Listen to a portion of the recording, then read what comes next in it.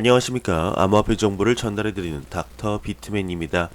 네, 오늘도 마무리가 슬슬 되고 있습니다. 오늘 하루 남은 시간도 잘 마무리하시길 바라면서 제가 준비해온 소식으로 바로 넘어가도록 하겠습니다. 네, 비트코인의 대규모 이체 소식이 나왔습니다. 한번 보도록 하겠습니다. 네, 비트코인이 480억 원 규모의 대규모 이체가 발생을 했다고 하는데요. 네, 비트스탬프 암호화폐 거래소로부터 익명의 계좌로 이체가 되었습니다.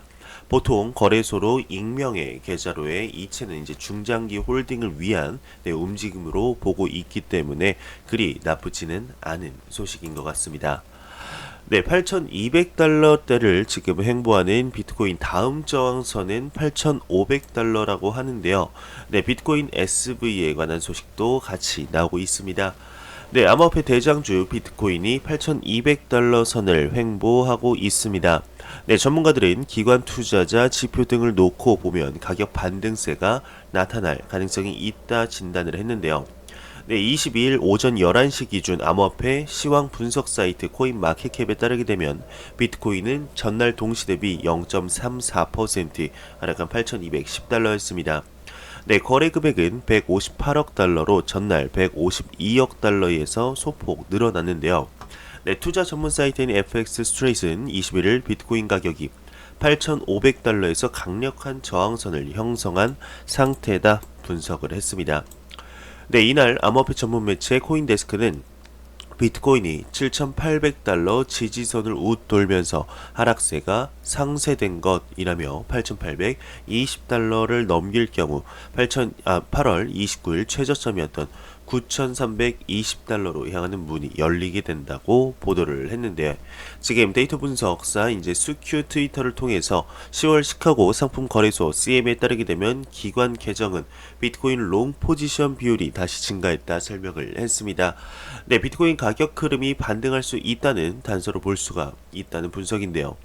네, 이 자료에 따르게 되면 비트코인 선물에 대한 기관 매수 포지션은 9월 16일 이후 0BTC를 향하다가 이번 달 다시 늘었다고 합니다. 네, 비타주 캐피털의 모힛 소르아웃은 지난 20일 트위터를 통해서 여러 투자 지표가 비트코인 7,700달러에서 지평선 모드로 리셋이 됐다며 비트코인 가격이 반등하도록 하는 역할을 할 것이라고 진단을 했습니다. 네, 과연 비트코인의 방향성이 어떻게 진행이 되게 될까요? 여기서 한 8,500달러만 넘으면 다시금 조금 더 크게 상승할 수 있는 여력이 생기게 될 텐데 한번 기대해 보도록 하겠습니다. 네, 암호화폐 산업에 들어선 마케팅 전문가들이 결국에는 다시 사기 프로젝트에서 일을 하게 된다고 합니다. 이게 무슨 말일까요? 비트코인 코어 개발자가 언급을 했는데요. 네, 비트코인 코어 개발자인 지미송, 한국 이름으로는 송재준이라고 합니다. 네, 트위터를 통해서 암호화폐 공간에 진입하는 많은 마케팅 전문가들이 결국은 사기 프로젝트에서 일하게 된다고 주장을 했는데요.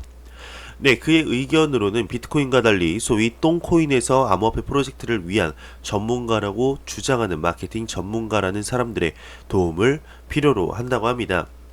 하지만 그는 또한 이 같은 전문가들이 결국 사기 프로젝트를 위해 일하게 된다고 생각을 한다고 하는데요.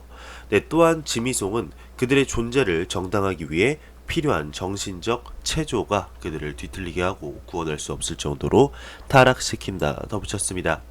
네, 그가 위와 같은 똥코인이나 사기 프로젝트의 이름을 밝히진 않았지만 우리는 많은 암호화폐 영향력자들, 그리고 자칭 마케터들, 그리고 유명 인사들의 사기 행각을 많이 모았었죠. 그럼에도 불구하고 일부 사람들은 그의 말에 동의를 하지 않았다고 합니다. 한 이용자는 모든 거래소에는 적어도 한 명의 마케팅 담당자가 있다 언급을 했는데, 이는 의사소통을 개선하고 암호화폐 채택을 촉진하는 데 도움이 된다 언급을 했습니다. 네, 물론 많은 암호화폐, 대부분의 암호화폐 프로젝트들이 그러지는 않겠지만 사실상 암호화폐 시장에 아직까지는 사기 프로젝트가 여전히 남아있는 것도 사실입니다. 많은 전문가들, 그리고 빵형이 특히 말을 했죠. 네, 결국에는 99%가 사라질 것이라고. 그렇다, 그 말은, 빵형 말이 100% 맞다면은 99%의 사람들이 사기 프로젝트에서 일한다는 얘기인데 과연 어떻게 될까요? 정말 진정성 있는 코인들, 알맹이만 있는 내용이 꽉 찬 이런 코인들이 살아남아서 암호화폐 시장에 다시금 상승장을 보았으면 좋겠습니다. 네, 비트코인 기술 전문가가 이제 사이드 체인의 발전이 알트코인의 위협이 된다 언급을 했습니다. 네, 암호화폐 전문 미디어 코인텔레그래프가 비트코인 기술 전문가 아담 백을 인용하여서 비트코인 사이드 체인의 발전이 장기적으로 알트코인의 위협이 될 것이다 언급을 했습니다. 이와 관련 미디어는 비트코인 사이드 체인은 알트코인의 매력을 약화시킬 수밖에 없다며 알트코인의 기능을 대체할 수 있기 때문이다. 다만 프로젝트 입장에서 알트코인의 사이드 체인이 대체할 수 없는 수익 창출 등 경제적 기능을 갖고 있다며 때문에 알트코인은 지속적으로 생존할 것이다. 또 다른 사이드 체인을 만들고자 하는 기술 개발 유인은 오히려 생각만큼 크지 않을 것이다. 이렇게 예상을 했습니다. 네, 요즘 들어서 그 알트코인의 위협이 된다. 알트코인들 많이 망하고 있다. 네, 이런 얘기들이 많은데요. 네, 과연 어떻게 될까요? 하루빨리 좀 비트코인 도미넌스가 내려가야 알트코인의 대상승장 다시 한번 기대할 수 있지 않을까 생각이 드는데요. 네, 그러면 코인마켓캡에서 가격 보고 한번 다음 기사로 넘어가도록 하겠습니다. 네, 현재 메이저 탑10 코인들 전반적으로 하락하는 모습을 보여주고 있습니다. 네, 비트코인 같은 경우는 지금 940만원대, 네, 이더리움은 1.7% 하락한 20만 1000원대, 리플 XRP가 0.89% 하락한 341원대를 보여주고 있습니다. 네, 지금 비트코인 SV의 경우에는 지금 크게 상승한 대신 다시금 하락을 하고 있는데요. 네, 5% 하락한 12만 4000원대를 보여주고 있습니다. 비트코인 도미넌스 같은 경우는 지금 10월 들어서 66%에서 68% 사이를 계속해서 왔다 갔다 하는 모습을 보여주고 있네요. 네, 요즘 들어서 리브라에 관한 소식이 조금 뜸하나 싶었는데 다시 한번 나오고 있습니다. 지금 외신에서는 스테이블코인 증권형 분류 가능성이 있다 언급을 했습니다. 네, 미 의회가 스테이블코인을 증권형으로 분류하는 것을 고려할 가능성이 있다 코인데스크가 보도를 했는데요. 네, 공개된 법안 총안에서는 미 하원 의원 실비아 가르시아는 미국 하원 금융업위원회에 이제 1933년 증권법에 의거한 스테이블코인 관련 규제 법안을 제출했습니다. 네, 해당 법안이 시행이 된다면 미국 증권거래위원회는 모든 스테이블코인과 발행인에 대한 관할권을 갖게 되는데 한편 해당 법안은 리브라에 대한 대응으로 보인다는 게 미디어 측의 설명이라고 앞서 이렇게 언급을 했습니다. 네, 미국의 공화당 의원이죠. 워렌 데이비스는 이제 리브라가 결국 증권형으로 분류가 될 것이다 밝힌 바가 있었는데요. 감기 조심하시길 바랍니다. 네, 지금 이제 페이스북 리브라에 대해서 굉장히 이런저런 얘기들이 많습니다. 네, 지금 미 공화당 의원 리브라 증권형 분류 가능성이 높다 앞서 언급한 내용과 일맥상통한 내용이죠. 네, 지금 워렌 데이비슨 같은 경우는 증권형 토큰 여부를 판별하는 데 있어서 토큰 분류, 리트머스 테스트와 같은 기법을 활용할 수 있다며 개인적으로 리브라가 증권형으로 분류될 가능성이 높다고 생각한다. 미 SEC 관할 범위에 속하게 될 것이다 라고 언급을 했습니다. 네, 그뿐 아니라 지금 ING 그룹의 CEO 같은 경우는 은행과 페이스북과의 이제 관계가 끊어질 수도 있다 언급을 했는데요. 네, 암호화폐 전문 미디어 크립토 글로브에 따르게 되면 네덜란드 대표 금융업체 ING 그룹의 CEO 랄프 하머스가 리브라에 대한 규제 폭풍으로 인해 은행과 페이스북의 관계가 끊어질 가능성이 있다 언급을 했습니다. 네, 그는 또 ING와 같은 은행은 금융 시스템의 문직이라며 만약 리브라가 기업 범죄 또는 자금 세탁을 위한 길을 닦는다면 페이스북을 지원하기는 어려울 것이다. 네, 이렇게 덧붙였는데요. 네, 최근 들어서 지금 리브라 정말 많이 욕을 먹고 있습니다. 정말 절정기가 아닐까 싶은데 이러한 와중에 지금 리브라 총괄이죠. 페이스북 리브라 프로젝트의 총괄 데이비드 마커스가 한마디 언급을 했습니다. 네, 리브라 총괄 미국 리브라 출시 거부 시 승자는 중국이다. 네, 암호화폐 전문 미디어 코인데스크에 따르게 되면 최근 리브라 프로젝트를 총괄하는 데이비드 마커스 페이스북 부사장이 블룸버그와의 인터뷰에서 만약에 미국 정부가 리브라 출시를 끝끝내 거부한다면 결국에 중국이 디지털 위안화를 앞세워 세계 시장에서 승리할 것이다 언급을 했습니다. 네, 이와 관련해 그는 미국이 마주한 위험은 중국이 미국의 제재로부터 자유로운 디지털 준비 통화 시스템을 구축하는 것이다. 만약 리브라가 미국으로부터 좋은 답을 얻지 못한다면 5년 후 중국은 세계 통화 시장의 많은 부분을 블록체인 기반 디지털 위안화로 장악해 나갈 것이다 라고 경고를 했습니다. 네, 과연 어떻게 될까요? 지금 이 시점에서도 데이비드 마커스 같은 경우는 미국의 이러한 제재 그리고 안 좋은 기조들을 굉장히 강도 높게 비판을 한 것이죠. 너네 우리 계속 막으면은 지금 중국하고 사이 안 좋잖아. 근데 중국이 나중에 너네 이겨 먹을 거야. 그러니까 우리 너무 싫어하지 말아라. 너무 안 좋아하지 말아라. 언급을 한 것 같은데요. 네, 과연 리브라 프로젝트 어떻게 진행이 될까요? 이제 곧 있으면은 그게 시작이 되죠. 갑자기 생각이 나는. 네, 하원 의원 주최의 그 페이스북 대표 마크 주커버그가 이제 나가가지고 청문회를 진행을 하게 될 텐데, 과연 그때 어떠한 일들이 벌어지게 될지 많은 질문들이 쏟아지게 될 텐데요. 그에 대한 이제 예상 질문들 많이 준비를 했겠죠. 마크 주커버그가 좀 이렇게 현명하게 대처를 했으면 좋겠습니다. 세계 각국의 리브라의 안 좋은 기조들을 살짝 고개를 이렇게 돌릴 수 있게 해줬으면 좋겠네요. 네, 이렇게 지금 리브라가 언급하는 와중에 리플에 관한 소식도 나왔는데요. 리플 정부 총괄이 현재 50개국 정부와 적극 협력 중이다 언급을 했습니다. 네, 리플 정부 관계 총괄이 50개 정부와 적극 협력 중이라고 이 시기에 언급을 했는데요.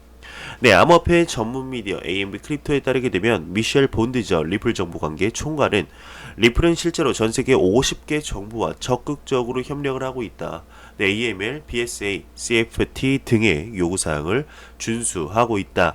그리고 그는 또 사람들이 블록체인이 규제를 받지 않는다고 오해를 하고 있지만 리플은 규제를 받을 뿐만 아니라 미국 재무부 산하 금융범죄 단속반으로부터 MSB 라이선스를 획득을 했고 미국 뉴욕주 금융감독국으로부터 비트 라이선스를 취득을 했다.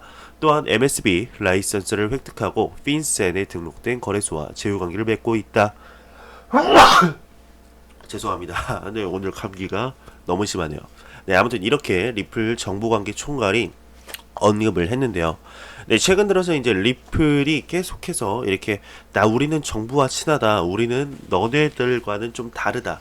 그 너네들이 뭐냐? 리브라 너네들과는 살짝 우리는 달라. 친화적인, 친정부적인 이런 암호화폐 기업이야 라는 것을 일부러 좀 더욱더 보여주고 있는 것이 아닌가 싶습니다. 최근 들어서 이제 스테이블 코인이나 이런 규제들 G20, G7 이런 국가들, 정부 국가들에서 안 좋게 나오고 있기 때문에 리플사가 이렇게 노력을 하는 것이 아닌가 싶은데요. 네, 어제는 오늘 아침에는 이런 소식도 나왔었죠. 리플 이제 워싱턴 쪽으로 워싱턴 DC로 근거지 정부 대책 근거지를 위한 이제 사무실을 새롭게 설립을 했습니다. 그것도 이제 정부와 가까이 소통을 하겠다라는 취지에서 할 텐데, 네, 리플사 과연 어떻게 되게 될까요? 지금 암호화폐에 대한 인식이 점점 안 좋아지고 있는 미국의 상황에 어떻게든 조금 더 친밀하게 다가가게 하려는 이 리플사의 노력이 헛되이 되지는 않았으면 좋겠습니다.